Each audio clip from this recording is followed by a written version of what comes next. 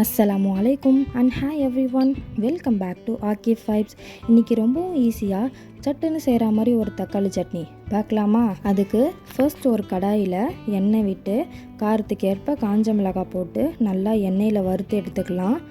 நல்லா வறுப்பட்டதும் அதை ஒரு பக்கம் எடுத்து வச்சுட்டு நெக்ஸ்ட் அதே கடாயில் கட் பண்ணி வச்சுருக்க வெங்காயம் போட்டு நல்லா கலர் மாறுற வரைக்கும் வதக்கி எடுத்துக்கலாம். லேசாக கலர் மாறினதும் கட் பண்ணி வச்சுருக்க தக்காளி தேவையான அளவு உப்பு போட்டு நல்லா வதக்கி எடுத்துக்கலாம்.